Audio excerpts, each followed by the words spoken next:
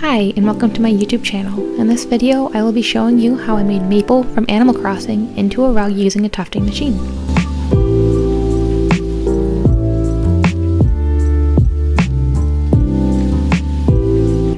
This is just a quick sketch of Maple to show you where the colors will be used. You don't have to use these exact colors, I just found that these best color match the original character. We're using white for the inner reflection on the eyes, black for the eyes and the nose, cream from the brand Big Twist, which is sold at Joann's, for the outer mouth and the inner ears. Chocolate brown, again from Joann's, for the mouth, the hair, and the ears. Cosmetic pink from Joann's for her cheeks. And you will need at least 2 skeins of yarn for the final color, which is coffee from Craft Smart, which can be found at Michael's for the remaining part of her face and ears. You will need a cut pile tufting machine, a glue gun with at least 3 large-sized glue sticks, tufting cloth, a final backing cloth, or you can use a felt backing, whichever you prefer. I prefer to use the final backing cloth and we'll be using that in this example. Some sharp scissors. Unless you're really good at freehanding drawings, I suggest using a projector. A threader for the yarn. I just use paper clips that I bend into shape to use to thread into the machine. The yarn colors that we just discussed, and of course a tufting frame. I get all of my tufting materials from tufttheworld.com. Now some of these are optional. I suggest a level to make sure that your image is even on the frame. A pair of tweezers to remove any mistakes. I've made some and you will too. Black markers, preferably Sharpie, to trace your image.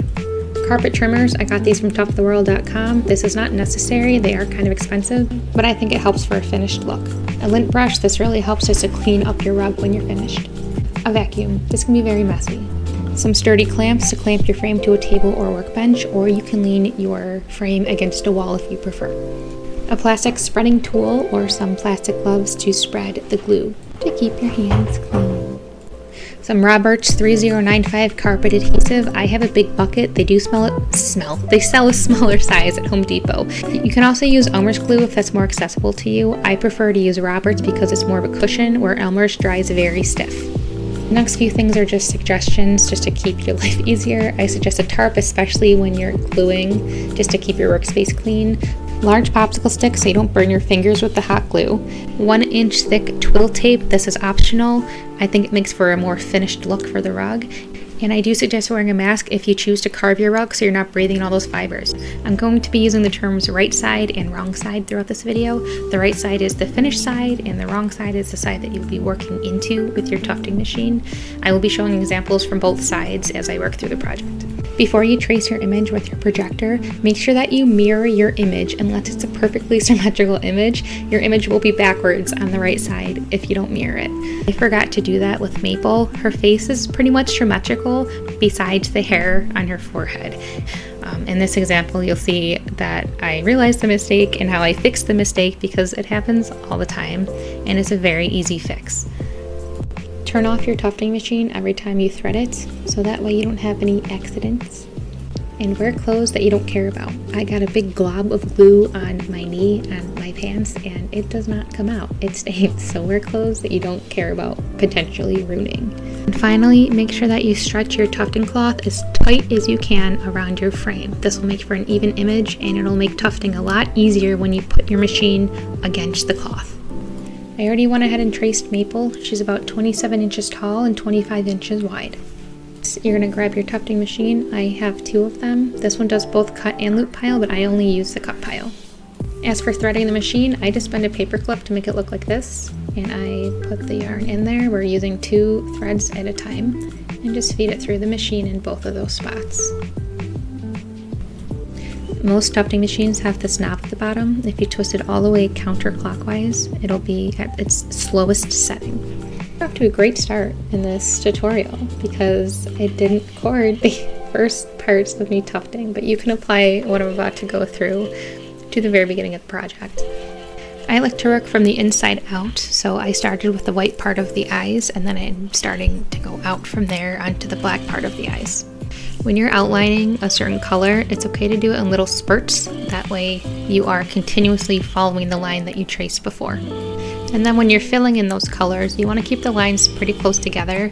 Not too close, because then your rug will be very dense and it can only fit so much yarn in it before you start ripping the cloth. But as you can see, my lines here, they're pretty close together, but not far enough away where you're going to see spots on the right side of the rug.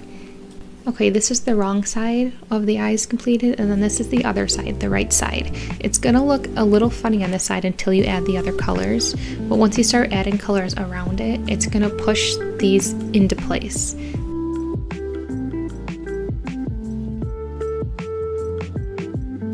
I'm going to keep working with the black color since I already have it threaded into my machine, and I'm going to show you from the right side of the project what it looks like. So here I am going in little spurts to outline that as perfectly as I can.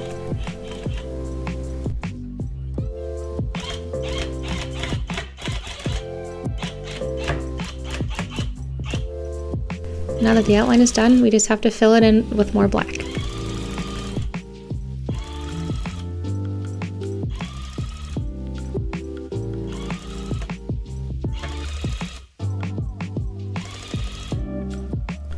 Okay, at this point you should have something looking like a spooky, cute ghost. Next we are moving on to chocolate brown. You're going to be using the chocolate brown color for the mouth and the line inside of Maple's ears. I decided to use the dark brown color in her ears after I already finished tufting the whole thing and realizing it just didn't look quite right and quite balanced. You'll see at the end that I fixed that too, but that's what's going to happen if you tuft something. You're going to see it doesn't look right and you can go back, take it out and fix it before you glue it, and it happens all the time. So I'm kind of glad I had a small opportunity to show that designs do change over time. Once you're done outlining the mouth shape, you just have to fill it in. I like to fill it in just using vertical lines just to make the right side of the rug look as even as possible throughout the whole thing. Okay, the mouth is done. This is what it should look like on the wrong side. This is what it looks like on the right side. This is where I made the mistake. I didn't reverse the image where her hair is going to be facing the wrong direction if you look at the right side of the rug. I didn't realize this until after I finished this. I'm lucky Maple is such a simple design where all I had to fix was the hair. It's probably not even that noticeable of a mistake since the hair's just hair. But if someone's going to be spending money on something that I made, I need to make sure that it's as perfect as I can possibly get it. And one of the threads came out right here. And it's just not thick enough to hold, and it just wouldn't look right. So we're just gonna rethread it and do it again. It happens all the time. So keep those paper clips close. This is when I realized that I did it wrong, that I needed to reverse it. So I went and I got my pair of tweezers. I have designated tweezers for tufting. They're specifically for this, not for any other icky stuff. I have everything in my studio dedicated just to tufting, so I'm just really picky with that stuff. So I just made one little outline of the eyebrow shape, I retraced it, and I just retufted it. See, I fixed it. You'll never even know. I should just not have even said anything, but that's not honest. I want to be honest. Let's move on to cosmetic pink for the cheeks. I like to start with the outside of the rug first. You want this to be a bit more dense, so just kind of don't force your machine up. It'll kind of go up on its own when you're tufting. You want the outside of it to be a bit more dense, just because when we do the waterfall edge, you don't want to see any of the tufting cloth when we fold that over. And the more yarn that is there to hide the cloth, the better, especially on the outside. When filling in larger spaces like this, you can turn that knob on the bottom of your machine to have it go a little bit faster. Don't do it too much because it goes really fast if you turn it too high. And let's move on to the other side.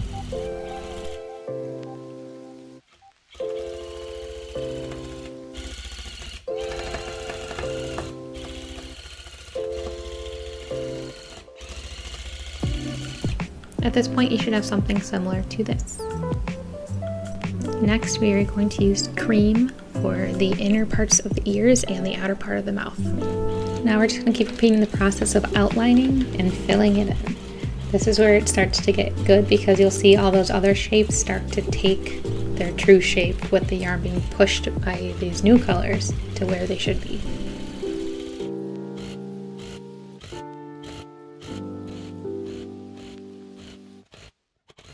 I just want to show how much of a gap I leave between two colors.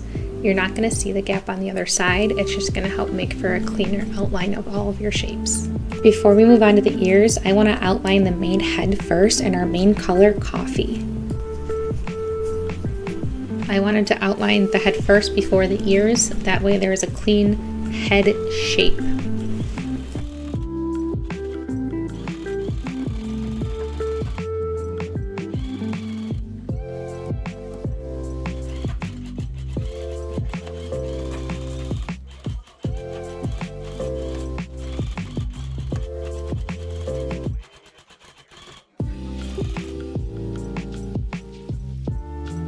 Before we start filling in our main color, we want to outline all of those other shapes and colors that we've already done. Again, leaving a gap between the colors, that way they don't blend into each other on the other side.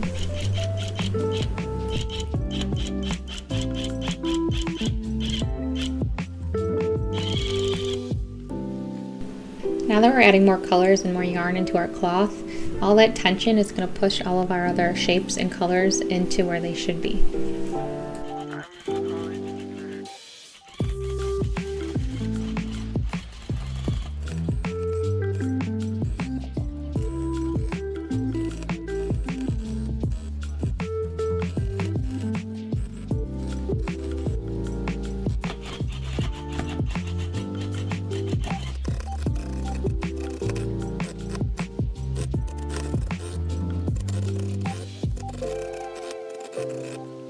Now that everything's outlined, you just have to fill in the rest of her face with this main color.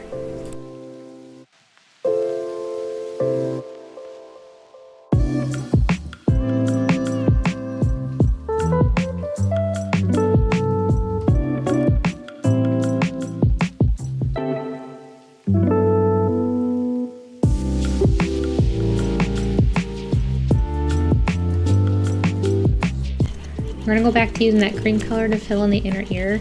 Like I said earlier, I did change the ear a little bit to include a chocolate brown border around this part.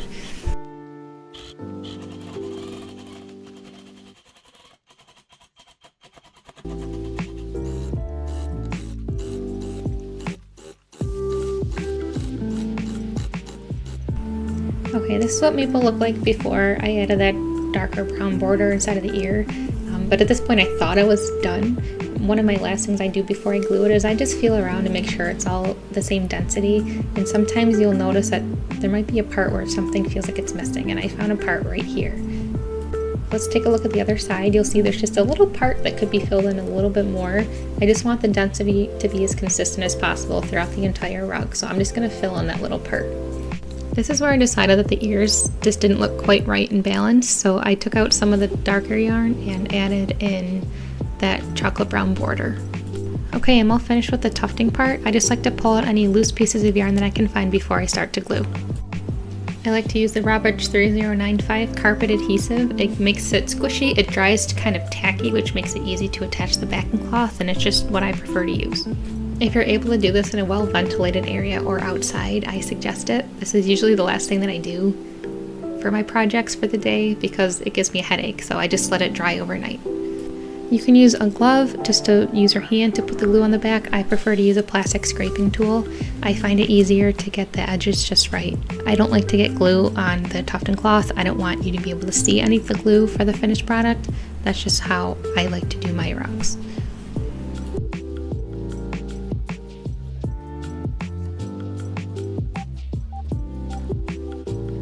I finish applying the glue. You want the glue to dry overnight, or you can apply a fan to it, but you want to make sure that the glue is dry before you add your backing. You don't want any of the glue to seep out through it and onto your actual floor. You definitely want to make sure that it's dry before we continue. So I am done for this day, and I will be back in the studio the next day to finish her. It is the next day, and there's Maple just staring at me. So the glue on the back is all dry. It's just a little bit tacky. It's not sticky, but it's just a little tacky, and that's exactly how I like to work with it. We are going to take the entire thing off of the frame and put it at my workbench. Grab some sharp scissors and you're going to trim around Maple to leave about 1.5 inch border of the tufting fabric around it. Now I'm going to save some of the parts I just cut off because of the edging there on your tufting cloth. I'm going to save it 4 pieces for the corner parts around the ears. Now it's time for our glue gun and popsicle sticks so you don't burn your fingers.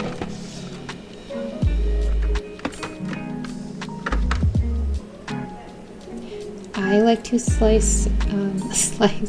I like to cut any corners like this and fold it. Some people make cuts all around their project. I don't like the look of it. It's fine to do that if it's easier for you, but this is what I like to do. But in the corners here, anytime there's a corner, I like to seal in the ends and just place one of those nice pieces that I took from earlier over that, so it just gives it a finished look. You're not really going to see this when the rug is on the floor, but I just like to know that all of the edges are just put in place with the glue and sealed in with that piece of fabric on top. And then from there we're just going to fold down the rest of that 1.5 inch border, and that tacky glue just helps it stay in place.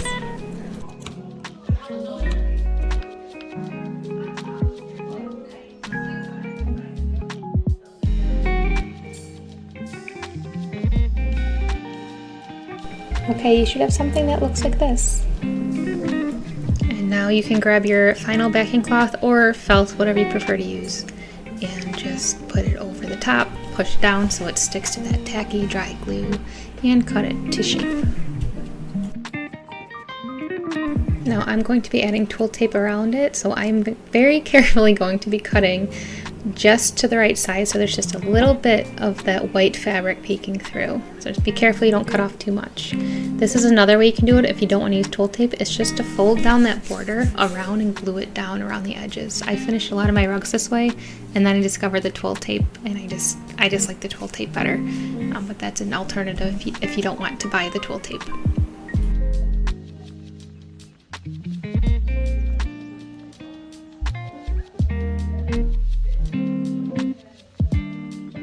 Take your hot glue and just go around all of those edges on the final backing cloth, and just put your twill tape right at the edge there and push down to seal in the glue.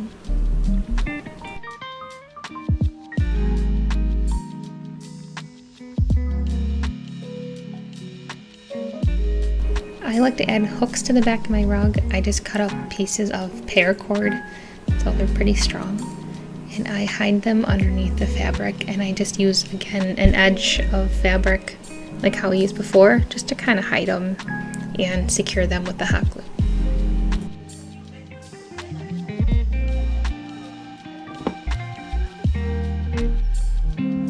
Okay, if you prefer to stop here and not trim your rug, this is what it'll look like. You can go in with a pair of scissors and just kind of cut off some of those little flyaway pieces. There's nothing wrong with the rug like this. I would give it a nice vacuum, but I'm going to show you how I trim and carve my rugs. I usually start by shaving from the middle and straight up just a little bit. You don't want to dig in too far because once you take it off, you can't really put it back on. I do suggest wearing a mask or a face covering when you're shaving because those little tiny fibers will be all in the air. I noticed after a while that my lungs hurt after I was shaving some rugs. I couldn't figure out why, and then I put it together that I must be breathing in all of these little pieces that are being shaved off, so just can't hurt, you know? Just gonna vacuum real quick to clean up all of those pieces off of her. And she looks fine like this, but I'm gonna show you what carving can do and how much of a difference it can make. Sometimes I start with a pair of scissors and just get the edges started like this. And if you don't have carpet cutters, I am drawing a blank. I've been editing this video for 3 days. If you don't have the, oh my gosh, what are they? The trimmers. Oh, holy moly. You can just use scissors to do this.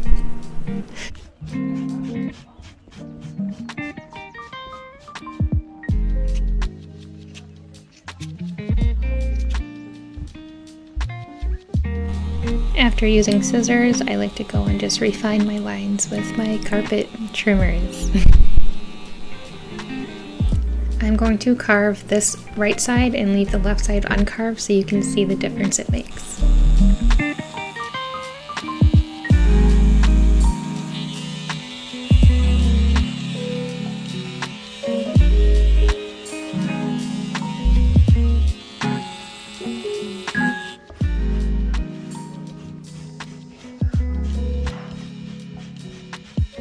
Okay, the left side is not trimmed, and the right side has been trimmed up and cleaned up a little bit with the trimmers. I don't know if you can see the difference. I can, but I'm going to finish up and do the left side next so the whole thing is kind of polished and cleaned up.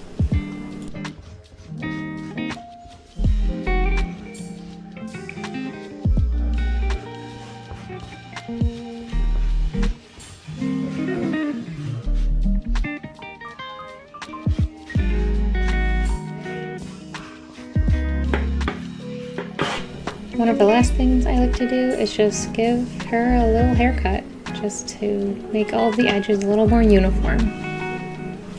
One last quick vacuum. And Maple is all finished. Thank you so much for watching. I would like to be able to make more of these long videos showing ways and color matching to make other rugs. I've been making a lot of Animal Crossing rugs. If I do make more videos of tufting rugs, I definitely won't go as in depth with all the tools and all of the tips and tricks. I might make a separate video just for that and then just focus on the color matching and that particular rug itself. But for this one, I just wanted to show all of it and everything that I do. So these are some other Animal Crossing rugs that I've made. There's Ketchup, Punchy, I have Stitches, Anka, and of course Maple now. And all of these are available on my Etsy store at the Tufted Buffalo. You can follow me on TikTok, on Instagram, and obviously here on YouTube. I really do enjoy making these, so please follow if you like to watch. Bye!